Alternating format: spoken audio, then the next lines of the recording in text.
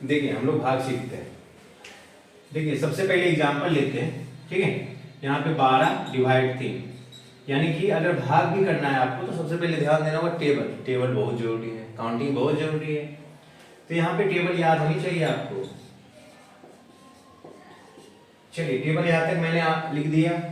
अब देखिए क्या करना है, 3 को 12 से भाग देना है, यानी ये जो 12 है उसको क्या करना है, ये 3 से भाग देना है।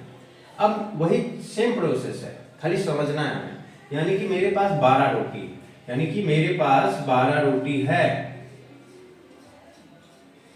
मेरे पास कितने रोटी हो गए, 12 रोटी हो गए।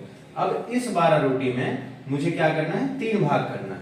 मैं 3 भाई हूं, ये जो 12 दिया गया है उसको 3 भागों में बांटना है। मान लो पहला भाई है, पहला भाई को मैं 3 दे देता हूं, 1 2 3, कितना क्या 3 दे दिया। दूसरा भाई को क्या करूंगा, मैं फिर 3 दे दूंगा, फिर 3 दे दिया। कितना, अगर मैं दोनों भाई को दे दिया तो कितना दे दिया, 6, यानी कि 6 रोटी में क्या किया, दे दिया। अब मेरे पास कितना रोटी बचा है, 6 में क्या करना है, एक भाई को और देना है, मुझे तो 3 ही खाना है। 1 2 3, अब मेरे पास क्या हो गया, 3 बचा, यानी कि मैं तीनों भाई को क्या किया, 3 3 दे दिया, यानी कि 9 रोटी तो गया। अब मेरे पास क्या बचा, 3 रोटी बचा।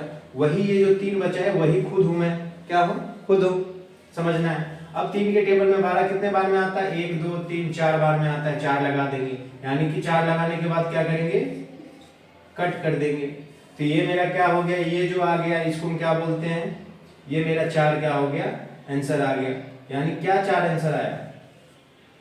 सबसे पहले देखेंगे ये 4 जो आया है इसको बोलते क्या है, इसको क्या बोलते हैं, इसको क्या बोलते हैं, नीचे जो बचता है उसको हम क्या बोलते हैं, उसके बारे में भी हम लोग नाम आगे जानेंगे। ध्यान से खाली वीडियो से जुड़े रहिए। यहाँ पे क्या है 5, मैं फिर लेता हूँ 15, मान लीजिए 15 ले लीजिए। इसको 5 के टेबल में कितना बार पढ़ेंगे, 15 आएगा। 5 का टेबल आपको याद होनी चाहिए, ठीक है। अब 5 3 बार पढ़ेंगे तो क्या आ जाएगा, 15 आ जाएगा। यहाँ भी आपको दिक्कत नहीं हुआ, ये भी समझ में आ गया आपको। अब थोड़ा सा लंबा वाला भाग सीखते हैं। अगर मान लीजिए थोड़ा सा यहाँ पे एक 0 और ले लेते हैं और यहाँ क्या करते हैं, 2 से ही भाग देते हैं, चाहे इजी वाला से आप सीखिएगा। अब मान लीजिए 2 के टेबल में 2 कितने बार में आता है, 1 बार में सर आता है, 1 लिख देंगे यहाँ पे। अब यहाँ पे फिर 4 उतार लेंगे, 2 को कितना बार पढ़ेंगे, 4 आएगा। मैं बताया था टेबल आपको याद होनी चाहिए, यानी कि 1 2 बार में आएगी। यहाँ पे क्या करेंगे, कट कर देंगे, आपका 4 आ गया। अब आएगा 0, यहाँ पे 0 आ गया। ये जो 0 होता है अगर लास्ट में ये बचे आपको तो क्या करना है, इसको यहाँ पर लिख देना है। क्या करना है, यहाँ पे लिख देना है। अगर ये 0 आप नहीं लिखते हैं, चाहे आप इसको ऐसे भी कर सकते हैं। 2 को देखिए, 0 को किसी भी अंक से आप गुना करेंगे तो वो हमेशा 0 ही कहलाता है। क्या कहलाता है, हमेशा 0 ही कहलाता है।